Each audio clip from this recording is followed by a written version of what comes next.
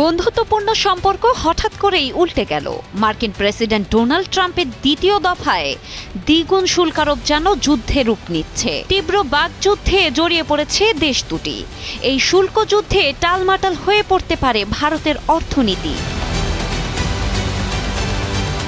এর আগে ভারতের উপর 25% শুল্ক আরোপ করেছিল যুক্তরাষ্ট্র। এখন তা বাড়ানো হয়েছে আরো 25%, যার ফলে এখন তা দাঁড়িয়েছে 50%। হঠাৎই যুক্তরাষ্ট্রের এমন সিদ্ধান্তের নেপথ্যে ভারতের সঙ্গে রাশিয়ার সম্পর্ক। অর্থনীতির এ যুদ্ধ স্থায়ী হলে ক্ষতিগ্রস্ত হবে দুই দেশের মানুষ। এটি যুক্তরাষ্ট্রের বড় বাণিজ্যিক অংশীদারের উপর আরোপিত সর্বোচ্চ শুল্কের মধ্যে একটি। বুধবার হোয়াইট হাউস থেকে এক নির্বাহী আদেশে এই তথ্য জানানো হয়, যেখানে বলা হয়, আমি দেখতে পাচ্ছি যে ভারত সরকার সরাসরি বা পরোক্ষভাবে রাশিয়া থেকে তেল আমদানি করছে। ডোনাল্ড ট্রাম্প বলেন, আইন অনুযায়ী ভারতের আমদানিকৃত পণ্যের উপর অতিরিক্ত 25% শুল্ক প্রযোজ্য হবে।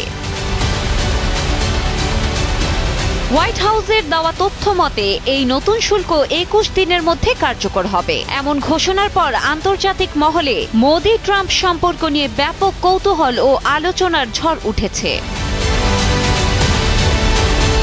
এই সিদ্ধান্তের মধ্য দিয়ে রাশিয়ার বিরুদ্ধে কঠোর অবস্থান নিলেন ট্রাম্প। দ্বিতীয় মেয়াদে দায়িত্ব পালন করার পর সর্বোচ্চ শুল্ক আরোপ করেছেন তিনি ভারতের ওপর।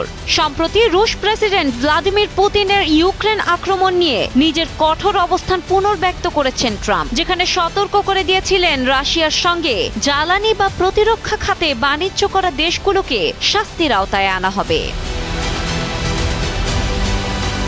এই কথারই বাস্তবায়ন যেন করে দেখালেন ট্রাম্প। মাত্র এক সপ্তাহ আগেই তিনি বলেছিলেন, ভারত শুধু 25% শুল্কই নয়, একটি অতিরিক্ত জরিমানারও সম্মুখীন হবে, কারণ দেশটি রাশিয়া থেকে সামরিক সরঞ্জাম ও জ্বালানি ক্রয় করছে। যদি ভারত রাশিয়া থেকে তেল কেনা অব্যাহত রাখে, তাহলে আমি মোটেও সন্তুষ্ট হব না, কেননা তারা যুদ্ধযন্ত্রকে সমর্থন দিচ্ছে।